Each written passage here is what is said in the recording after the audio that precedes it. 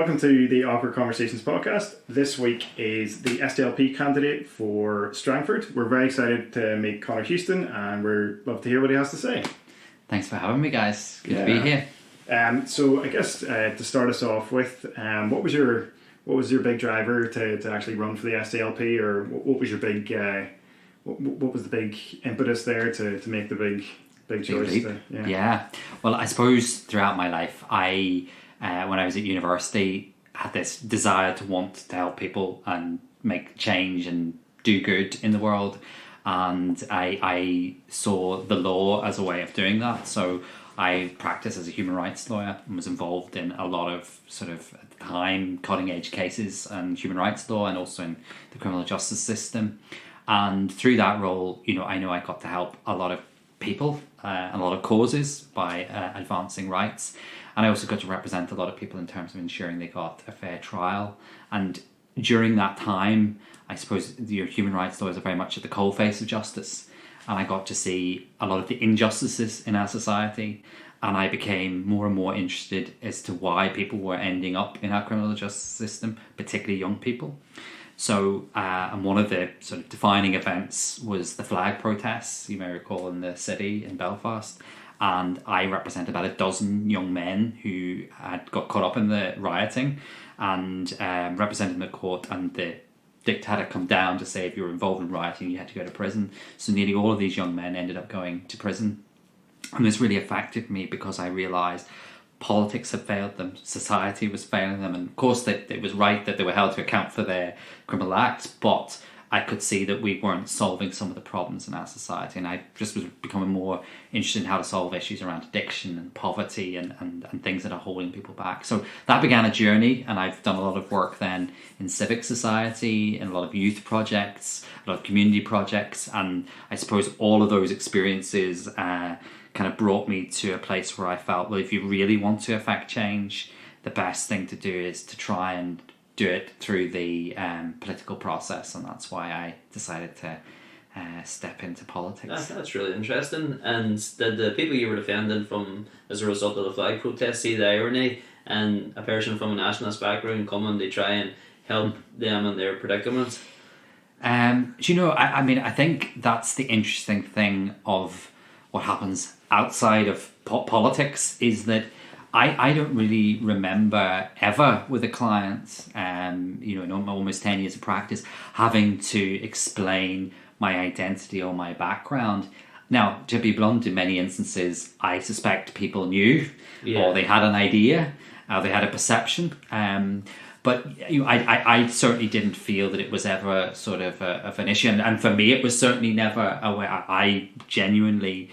and I suppose it's what I want to bring to politics too, is I represented whoever came in front of me to the best of my abilities. I didn't care what their background was, where they came from, class or creed. It was just about making sure that their rights were upheld and that they got a fair trial, and that genuinely is the kind of politician I aspire to be, which is that I see injustice, I see poverty, I see these things as wrong wherever they are, and I want to help people, and I want to represent people to overcome these challenges. It's nice that that's your worldview, and you're looking to make a change in our society. So it's a very kind of noble pursuit. Is there any particular policies which you think is like a low-hanging fruit which you can tackle, or is there anything that's jumping out to say, look, we can, this isn't a hard challenge, guys, if we change this could make a clear impact? Is there anything jumping out? I mean, there's so many because of all of the things I've been involved in. I suppose there's many things. I think there's anti-poverty strategies there's things we could do very quickly to really tackle poverty. Poverty is a political choice in terms of whether we want to solve it or not. I'm very committed to the Reconciliation Project. I don't think we're doing nearly enough to put at the forefront in our day-to-day politics thinking and policy development, is this advancing the cause of reconciliation? And as part of that, what are we doing to tackle sectarianism, which is unfortunately still a huge problem in this society? I've been chair of a special school board of governors, So the challenges around our education system, and particularly special educational needs, is something I'm very passionate about. I've done a lot of work since I've entered politics. One of the issues I sort of picked up early from people contacting me was the issue of access to GPs, and I've gone and met a number of GPs to sort of understand some of the challenges. So very interested in how we can empower sort of that community-based healthcare and social care. I think there's, again, a lot of stuff we can do there. So I'm brimming, and then opportunities for young people. How do we create opportunities for young people? That's I suppose cuts across nearly everything I've done. So I think that they're kind of the areas, and I have lots of ideas, and I'm very fortunate to have good connections across community and across society that hopefully can bring to the table to really think about these issues. But the big thing, and when I was applying for this opportunity and to stand as the Strangford representative, I was asked, what do you want to, what's the big idea, and for me, where we have to start, and I think this is after the election incumbent all of us in politics, is what are we going to do to create good government? Because the structures we have, I think many people feel, just aren't delivering. They're not functioning properly, they're dysfunctional. And I think all of us are going to have to ask, how do we create good structures of government that delivers, government that people can, that is accountable, that if somebody makes a mistake, there's an accountability to that. Because if we have good government, if you have good structures, if you've good cross-departmental work going on, then that's how you can solve all of the issues I've just mentioned and more.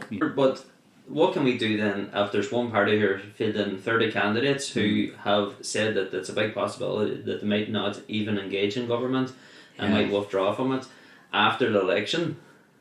Yeah, well, I mean, I take it you're referring to the DUP, and I think that the DUP will have a difficult election. I think people are angry, after 15 years in power.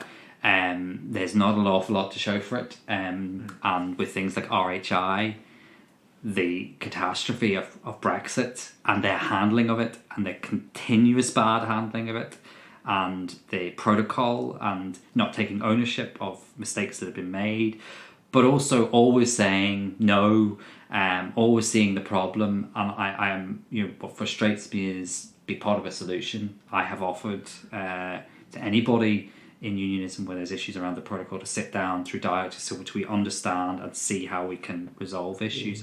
And that is the only way we make progress here. So the DUP will have to, after this election, for all the bluster, we'll have to sit down around the table, because it's the only way we're going to resolve any of the issues that are affecting people. I mean, I hope in standing in this election that the electorate will send a message to the DUP that they don't want that kind of politics, that they do want government that works, that they will elect politicians and political parties that have committed to getting into government, to making things work. But that's ultimately, I mean, the DUP have put the choice to the electorate, and that will be up to them. Like in the macro scale, in 2017, unionism lost its majority in Stormont for the first time ever, with Alliance and the balance of power, neither nationalist nor unionist majority. Alliance are widely tipped to possibly double their seats and cover an even broader area. So the unionist majority is not coming back. Do you think that unionism/loyalism is struggling to deal with losing the historic majority that they've held on to for almost 100 years? Yeah, I mean, I think I keep saying we're in a position now whereby we're all minorities now. There is no majority community, and in fact, as you just outlined, it looks as if what you're going to have in this decade is kind of probably sort of 40-something% nationalist Republican, about 40% unionist, and then other unaligned sort of people that maybe don't want to be defined by the constitutional issue. So you have this kind of position that couldn't have been envisaged even at the time of the agreement, that suddenly there's no majority community. Now, for me, I see that as an opportunity, because I see that means that the only way we can ever progress, getting things done and making this place work and improving the lives of everybody that lives here, is going to be through cooperation and working together, sort of true power sharing, as it were. So in one sense, I actually see this as potentially an opportunity. I think that I also think that it's very important.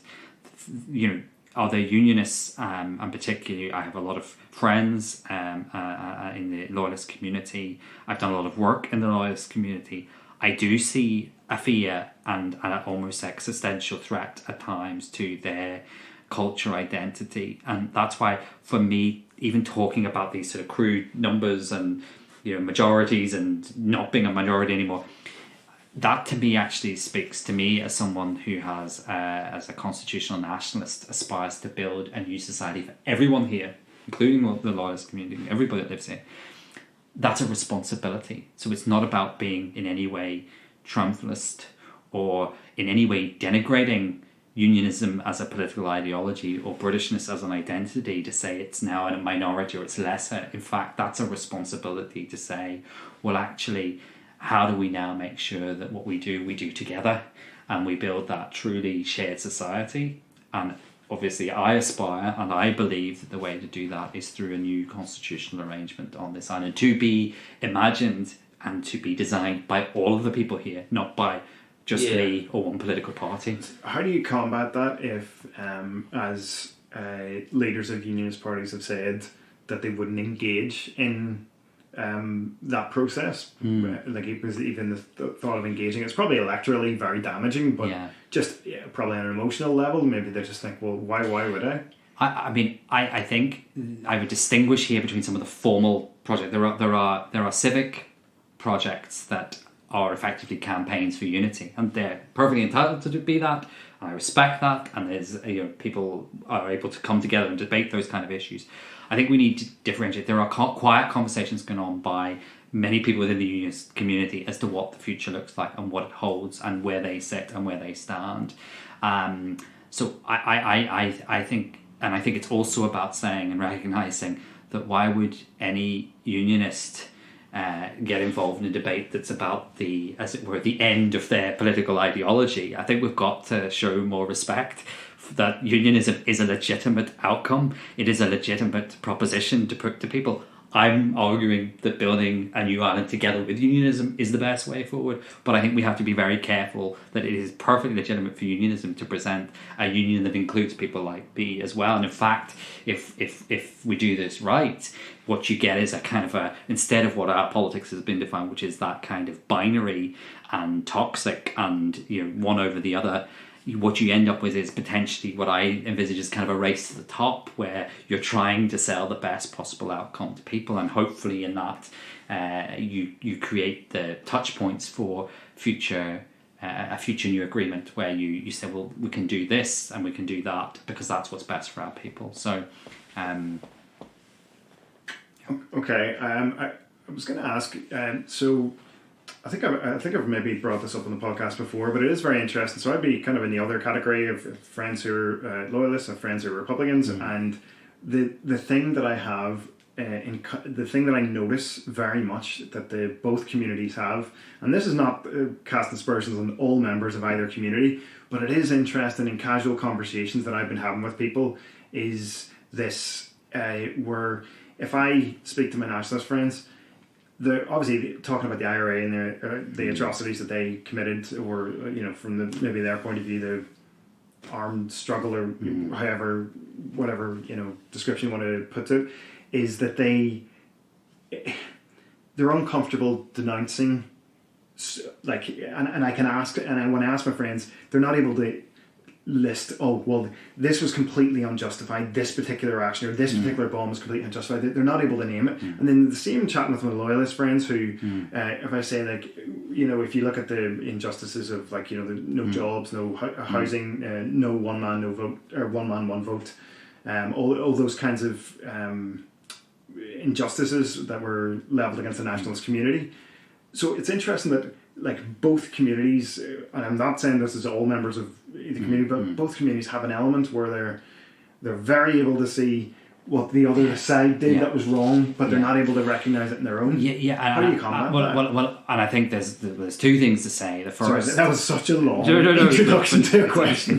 I get that it was important to put the premise there. I think there's two things. Firstly, obviously, as a constitutional nationalist, a tradition of coming from a tradition of constitutional nationalism.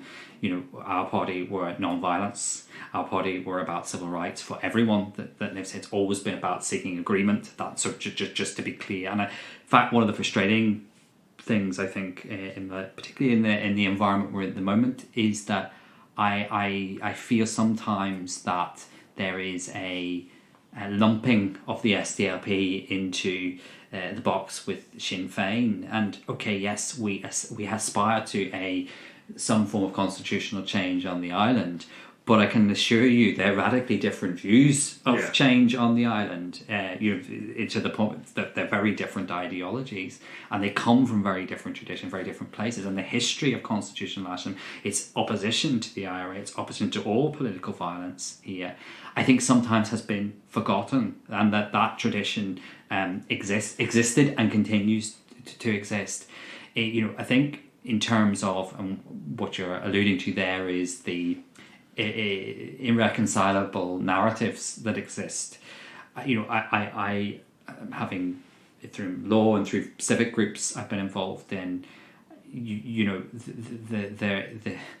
I think what we're going to have to accept is the idea that we're going to be able to, as a society, agree the singular narrative of what happened here during our conflict is not happened. But I would argue that give me any historian in the world who will point to an event in world history and say there's one singular narrative. Yeah. Okay, there may over time be a shaping around a certain particular view of it, but what I'm saying is there's always the competing narratives of what was happening at the time. And I think how we, in dealing with our past, accommodate those competing narratives is going to be important. But then, as a constitutional nationalist, I also do feel that we have to say now, looking back and into the future, that violence cannot have a place in this island's politics. It should never have had a place, and it should never have a place going forward.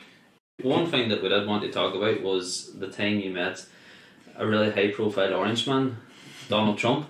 Can you tell us a bit about that?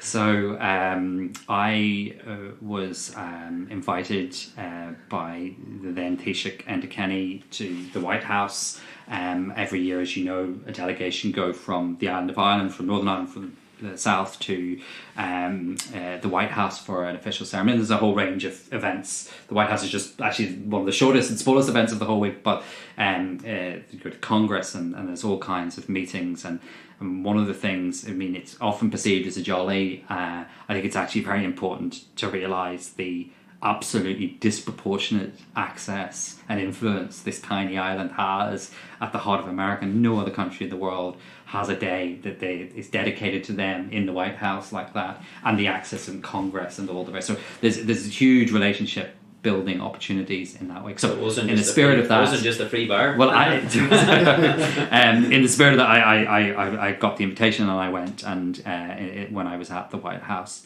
I was introduced to then President Trump, and it was not something I aspired to do.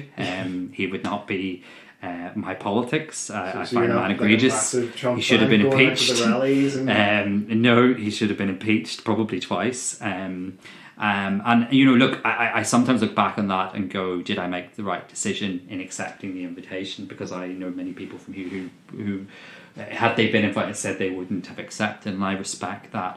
I suppose I have always taken the view that we need to, and it's an ongoing debate as opposed to a finite one.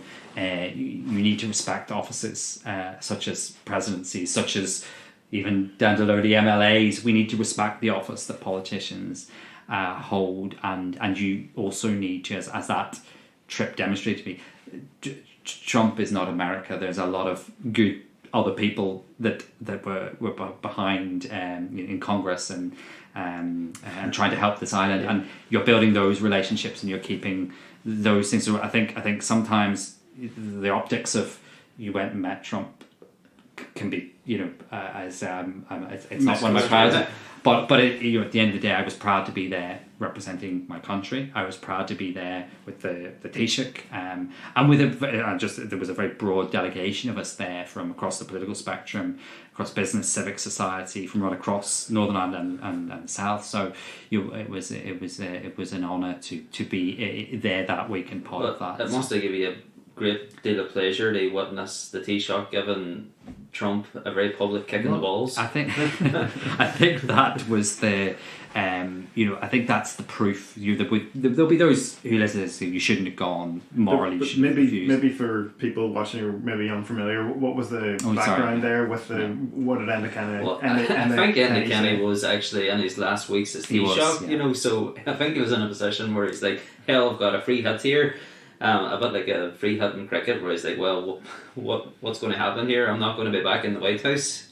What exactly did he say? I think basically the overall theme of the speech was that St. Patrick was an immigrant, and if you remember when Trump came in, he had been very controversial in terms of some of the immediate executive orders he made, really banning Muslim countries into the United States. Mexican immigrants being rapists. Exactly. So basically, Enda Kenny sort of talked about St. Patrick as an immigrant, which was, everybody knew exactly what he was saying and what the purpose of it was.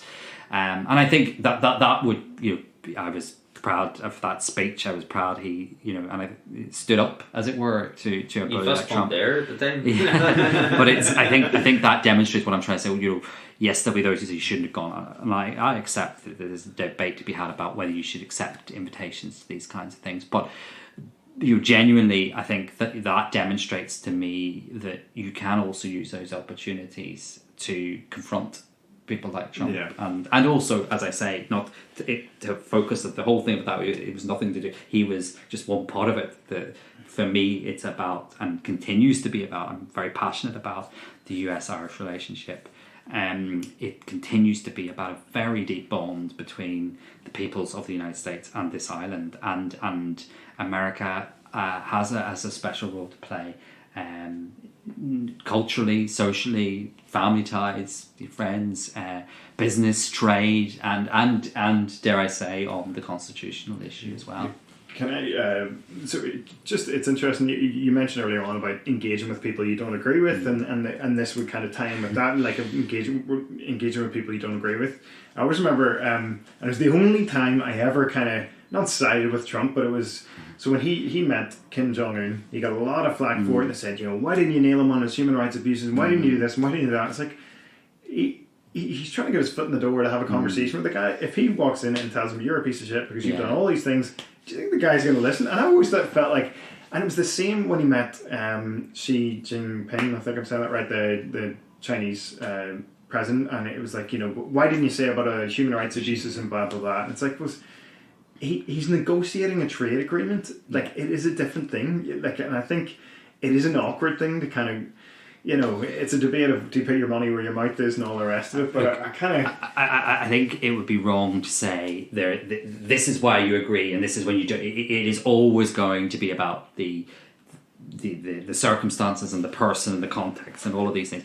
I have kind of made a lifetime reputation out of trying to find ways to engage with the people that I might disagree with. Well, that's what the question was. Is there something you can learn from Trump's diplomacy? Well, I'm not sure. I'm not sure. I would say no. But I do think, and I say, funny, any opportunity I have to speak, in terms of young people. I always say that for me, one of the biggest challenges facing our world right now, and particularly with the advent of this, where people are in these silos on social media, where for those listening, Conor held up his phone. The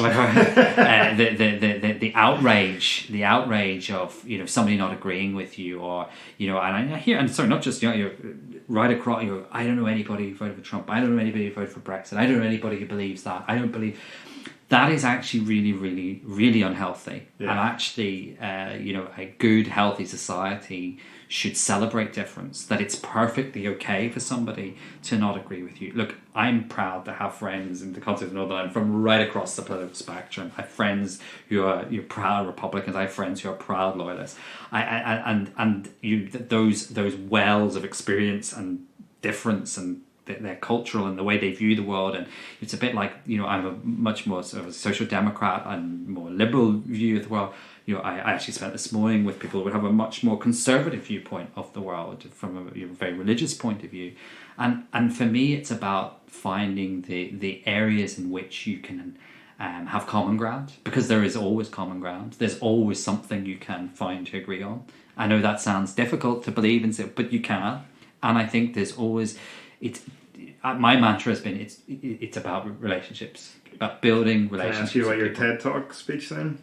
Yes, so that was I did a TEDx talk just over a year ago now, and that was really the theme of my talk. It's all about relationships, and that is something I hope to bring to political life. And in a way, it's a funny thing, because there is almost a perception in politics that you have to be fighting with someone, there has to be an enemy, there has to be this kind of, and actually very often you go, when you look at that's just, I was going to say world history, but when you look closer to home, when is it that we have made progress? Well, when you have made progress has been when relationships you could not have imagined working have worked. The famous Chuckle Brothers, Paisley and McGuinness. People coming together to try to find that mutual respect. And that's why, for me, relationship building is the path to reconciliation, which is, to me, my political call. And I want to be part of advancing the cause of reconciliation in my lifetime. I've tried to do that in various ways, and I hope to do it in politics. But the only way to reconciliation is to find ways to build relationships with the people you disagree with. And I've had, even in this short political career so far, I got some of my posters taken down, my political posters in the Newton Arts area. One of them actually was found in a hedge by Peter Weir, the DUP MLA, and Peter brought it into his office. And he rang me, he said, I just want to use it in the office. And I went down and got it off him. And, I publicly thanked him that, because I thought, well, there's a good example. Yeah. Politically disagree. I'm fighting him for his seat. But you don't have to be disagreeable. You can have that mutual respect and that decency. And that's what it's all about. And I think that actually people, that's what, when I hear it in the doors, that's what people want. They want people who we don't have to agree. In fact, it would be really unhealthy if we all did agree with each other. Yeah. But actually what they want is the ways in which you can sit down and figure out, well, let's try to figure out where the common ground is and how we can find a way forward. I think one of the challenges in Northern Ireland, too often, the word compromise is seen as a dirty word. And in my TED talk, this is what I talked about. Actually, the art and the ability to be able to have a very strong view yourself, but be able to then accommodate someone else's view in some way.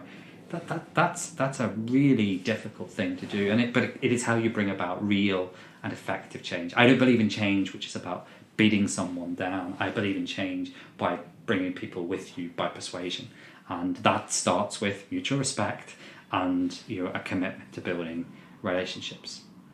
Well, you've been given a tough gig out in Strangford, getting that tough seat. It's a beautiful place to be. So, and actually, it's been genuinely a privilege to run there. I've enjoyed without being cliche, every day. You get to, firstly, it's such a stunning part of the world, from Portaferry Peninsula and right round to beautiful place like Killyleagh. I'm spoilt. The place everywhere I go is particularly beautiful, and the little market towns like Saintfield and Balnahinch. So, in terms of the challenge, my party has never won a seat there.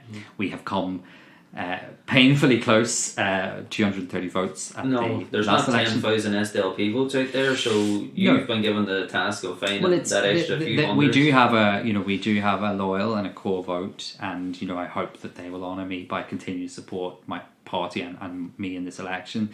And I suppose the appeal is to others that I'm a new candidate. I hope talking today, you can see I have a lot of ideas, I have a lot of things I want to bring to politics, to cut across. My identity in my politics is much more about being a social democrat, rather than wanting to hoist the tricolour somewhere in my constituency in the next 5 years. That means doesn't mean anything to me. It's about actually helping everybody in the place I live and places which is now my home to improve their lives. That's what politics has to be about. So, I'm working hard. I'm seeing support coming each day from places I never expected it. I've had people in areas that would be perceived to be very strong unionist communities saying, look, they're going to give me support because they like the fact that they like what I'm saying. They like the fact when you can, but they like the experience I've had that I can bring to politics, and that's why I'm trying to meet. And I've been out, almost every day now for 6 months at something, trying to meet people, get in front of people, and have those conversations. So, and I'm really determined. And I hope on election day.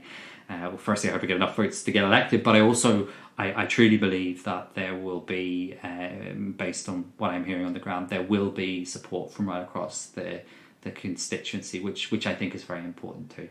I'm sure it's a very exciting journey for you at the minute. I'm sure you're exhausted and excited and hopeful and all the rest of it. So no, it is very exciting. Just to jump away for a second and jump back to what Kieran said, because I've been wanting to say it ever since you brought up that last question, was when you brought up about how the UK's government spend 100 billion on Trident. Well, I think that's the estimate over the lifetime of Trident. It'll end up costing 100 billion. Do you not think now, with the Ukraine invasion, the war in Ukraine, that now more than ever having a nuclear deterrent is important? I would spin it back to you like this. What does Trident mean to people in the north of Ireland? Like, Ireland has remained since 1922 a neutral country. Mm-hmm. It stayed out of any major world conflicts. It can have a position, but militarily it can still be neutral. Well, it looks like it's going to pivot away from that. They're already talking about raising budgets. I think the whole issue of Ireland's neutrality has long needed to be properly aired and debated. Again, don't want to go down the rabbit hole. Second World War. I don't think Ireland's ever sufficiently dealt with its position in the Second World War, and particularly some of the acts that flowed infamously. De Valera going to pay his condolences at the German embassy after the death of Hitler. I mean, I find that as an Irishman egregious to this day. The issue of neutrality in terms of Ireland's role in the world, though, has served it well. And Ireland, whether it be the EU or the UN, and I've had the privilege of knowing a lot of people, particularly within the Department of Foreign Affairs, who are diplomats around the world, that respect Ireland has as kind of a trusted, neutral country in the world, a small country, a small nation amongst great nations, as it were. It has served Ireland well. I think what you're seeing in the Ukrainian conflict is that Ireland is being tested in terms of what the neutrality means. And I agree. I think the line seems to be at the moment that using military intervention in terms of either it's soldiers or some kind of military equipment would be a step too far, but there are many other things that you can do through diplomatic evidence, sanctions, humanitarian assistance, etc., that can be very effective in terms of taking on the Putin regime. And I think Ireland will have a very important role to play on the UN Security Council, which is obviously on at the moment, in terms of pushing for war crimes investigations and ensuring that the International Criminal Court is given sufficient support and capacity to be able to investigate what has happened. And I think don't underestimate the role Ireland will have to play in doing those things, both within the EU and at the UN. Do you think, all this talk of, Putin being a war criminal, but he's just not going to show up to the court, so where's the consequence for him? Well, of course, there is precedence of war criminals, and of course, as a lawyer, there is a due process. Even in international law, we have to go through, and rightly so.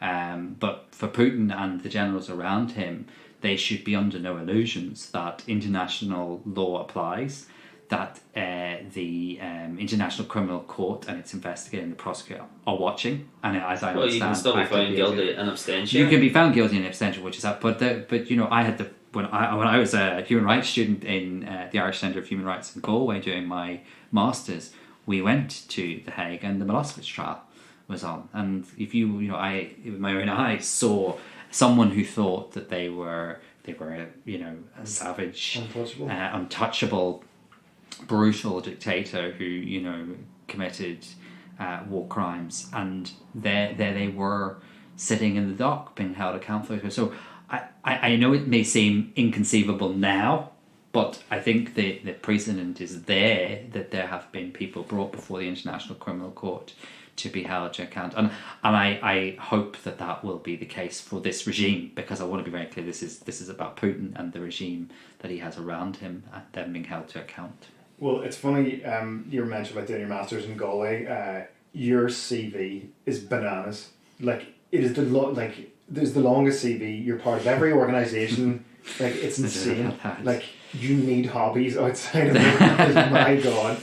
Well, I've been very lucky that, you know, since I was a kid, I've always, and this is the benefit of having great parents and great family, you know, I've never wanted for anything. I was very fortunate to grow up where we were encouraged and supported whatever we wanted to do, to go to study to university. Where did you grow up, sir?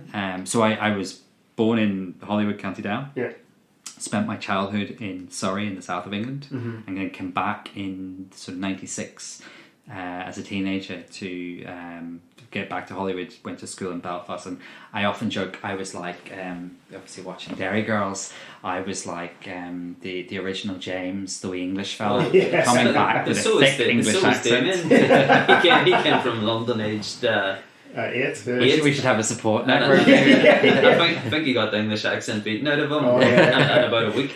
Well, people still, I have to say, it's probably nearly the number one question I get asked is, where's your accent from? So 24 years later, I still have a bit of a funny accent, but you know, that of course goes into the politics and my outlook. I came at 14 not having a clue about anything to do with this place. In fact, I share, you know, I was so naive about politics here that I thought Sinn Féin was a place, like of which Jerry Adams was the president. That was the kind of, you know, extraordinary understanding or lack of understanding I had about this. But, you know, the privilege of that was I got to make my own mind up on a lot of things. But also, I suppose, coming at that age, I often look back, I was only 3 years later applying for university, and I often think it would have been very easy, and I did contemplate going back to England or maybe to Dublin, but I actually had fallen in love with this place and wanted to stay. And in many ways, that journey of this being home and the community, my family being here, and then all the opportunities I've had is that's why I'm so obsessed with this place. So you say, well, I've been just very lucky that I have been able to relentlessly pursue my passions, and if there's something that I'm interested in, I have been able to go and do something about it. And I remember a number of years ago, as a gay man, I became very interested in, you know, well, what are we doing in schools to help? Because when I was at school, we did talk about being gay. It was just a taboo. It was just shut it down. And I found a charity in Dublin called Shout Out, which has a great relationship with Cara Friend here in Northern Ireland, and I ended up going onto the board of it because it provides workshops in schools across the island of Ireland, and it's all about it's not about a political agenda. It's not there to sort of force any issue or things like marriage equality. It's there simply to say some people are gay, some people are straight, some people are non. And being able to get involved in those things, on the board, help raise money for it, be strategic in terms of what they do and how they do it. That's a privilege, because you know that you've made a difference. You've been able to solve something. So that was a passion. But and same with education. That's why I want to be on the board of governors and so on and so forth. So how to affect change and is what drives me. And yes, I suppose I'm always busy, but I don't feel. Yeah, well, I enjoy walking. I enjoy spending time traveling. Traveling is my big passion, so that's kind of my escape. Anywhere and everywhere, travel.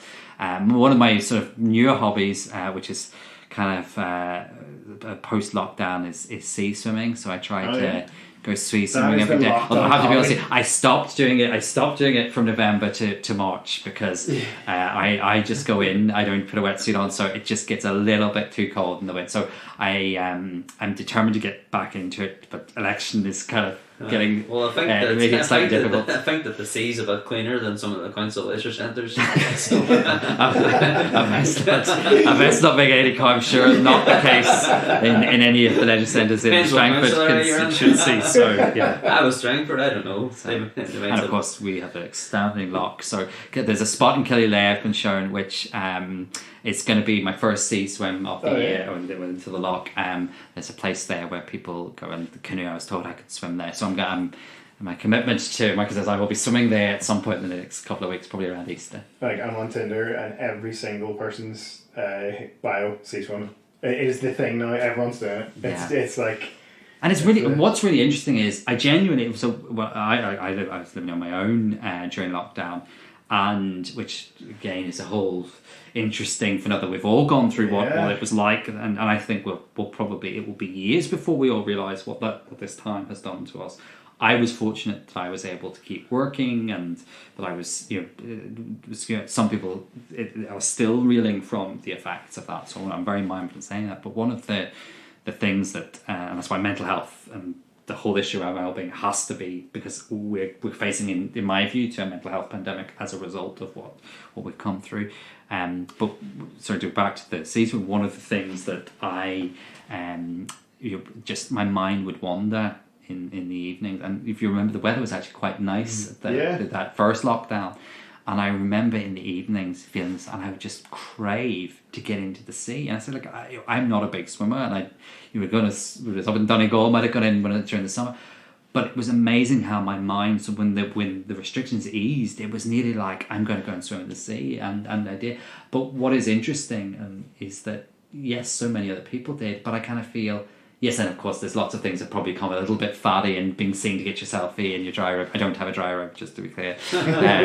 But but there was also, I think, with other people I know who've done it, there seems to have almost been in that space and in that silence, that calling. And I think one of the big things as well that I've definitely been proud of post-life, I've seen more of this part of the world than I have. I've climbed more mountains in the last year or so than I've climbed the rest of my life put together.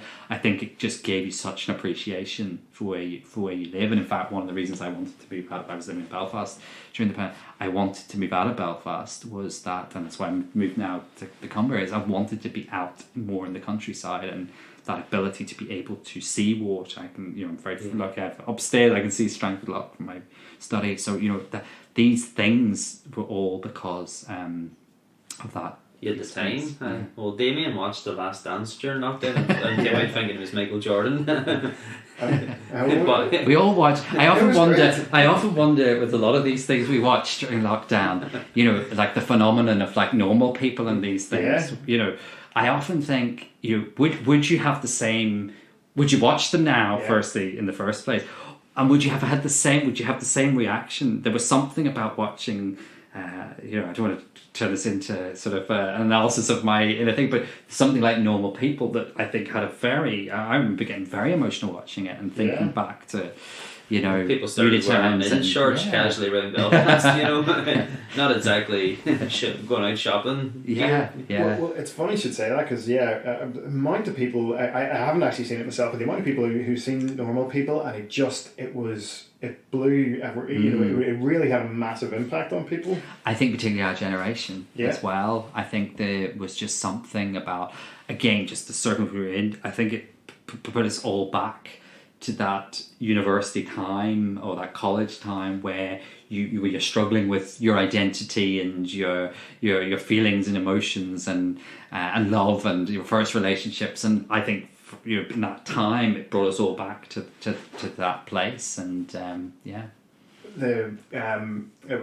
were saying about obviously being a gay man, and you came to Northern Ireland when you were 14. Like Northern Ireland is, for a while anyway, I think we're a lot better now. It was an astoundingly homophobic place. What was that like? Yeah, I mean, I think I came out when I was 17, which was still actually for not to sound old, because I still think I'm young, but it was the early 2000s. That was still a young age to come out. It was the year 2000 actually, and but yes, it was it wasn't tolerant. It was you keep quiet about this. I remember, when I was starting out in practice, a lot of lawyers said, just be very careful, don't tell people, don't do any. So there was kind of this, but that was quite an oppressive. But of course, when you're living it, you don't really see it that way necessarily. Yeah. And I was very supported by family and friends, and I had a good career. So I was, I don't want to make it sound like, but that was a thing, and it wasn't. When I look now at the experience for particularly younger men and women, who are coming, it's a very different world that they're inhabiting, and thank goodness for it. To think back, I remember one sort of time when you had that horrible intervention by the then MP Irish Robinson around comparing homosexuality to paedophilia, and at the same time, around the same time roughly, you had Pope Benedict, the then Pope, talking about homosexuality being an intrinsic moral evil. And I do remember, I was in my early 20s at that time, and I do remember becoming quite depressed and quite, must have been a relief, but they see that Hayres didn't read the full well, portion of the Bible. I mean, I think best to say nothing there. She was definitely selective in her quotations from. I think best to be compassionate there, but I think all we can say is thank goodness times have changed and are changing and will continue to change, and I think for me, the marriage equality referendum in the South was one of those moments that you realise this island is changing, society is changing, and of course we subsequently reformed our law and had civil marriage equality, and that was a very profound moment for me, and it was a very it was a line in the sand where I felt that the message that sends to young people, I particularly think of young people in this, is whatever you are, this society will love you and cherish it. That's the message. I always tell the story to illustrate this to people, that the brilliant Oliver Jeffers, who I'm obsessed with, never mind my little nephews, and I bought them his books. And I don't know if you've ever read an Oliver Jeffers books, but there's The World Around Us, I think is the book title. It's just a stunning book, and it's explaining the world to a child. Here's the world, here's the solar system, this is the land, this is the sea, and it's just a really charming book. But there's this brilliant pen. My young nephews just love flicking through it, and there's this one page where it's all people, different people from around the world, maybe in different dress, traditional dress. There's all people with walking sticks. So it's all just different people. And one of my nephews, Ollie, loves going through and describing what he can see. And there was two observations that every time he did it. Firstly, he never once mentioned the skin colour. So in his descriptions of each of the people and what they were wearing and what he thought of them, he never once mentioned the skin. So I thought that was really interesting, because it would nearly be, I think as an adult, the first descriptor you would use, so that person's African, that person's black, or whatever. Yeah. But the second thing was, as he was going through, he pointed and he went, there's two ladies getting married, and then moved on to the next one. And I went, wow, he is, because I was two women in a wedding dress, he didn't stop and go, what's going on here? Why are these two women getting married? Or can women get... He just took that as that's just what it is. And it was a really, I know it sounds sick, but it was kind of one of those, but that's how you change society, that's how you change, because he will grow up just going, yeah, you can get married, two men can get married, two women can get married, a man and a woman can get married, and that there's no judgment on. Well, he's already more progressive than a DP candidate. And I think that's my vision of the kind of society we want to be. That may be seen as, of course, it's a liberally progressive, but I think for me, it's about saying some people are. I hope we're moving to a society whereby, we are now beyond the idea that being gay or lesbian or bisexual is wrong. Or is other or less yes. than, or... we still work to do. I'm not trying to say everything's rosy, but I think the majority of society now accepts that it's not a problem to be fixed; it's something to be celebrated. And to quote, I always thought Leo Varadkar put it really well when he said, "The amazing thing about Northern Ireland is, for all the challenges and everything that still needs to be done, the biggest parade in Northern Ireland is no longer green or orange, it's rainbow coloured. And I think that to me is something, again, and we are hard on ourselves here, and I'm not saying we don't have a lot to do, and there's not still a lot of issues that we have to work through, particularly in sort of the rights agenda, but you do have to remember the Pride Parade was something you pretended that you were in shopping on a Saturday 15 years ago. Oh, what a coincidence! I'm not really taking part in it, but I'm just looking at it to see then my whole family, having my nephews up on my shoulders, my parents watching, all these companies and all these the trade unions, and I can think of no other event that brings such a diverse range, and all bar the DP, all the political parties together as well. It is an extraordinary thing. So, and that gives me hope. That's the hope. That's what I want to stand for. That's what I represent, because I believe the majority of people are in that place.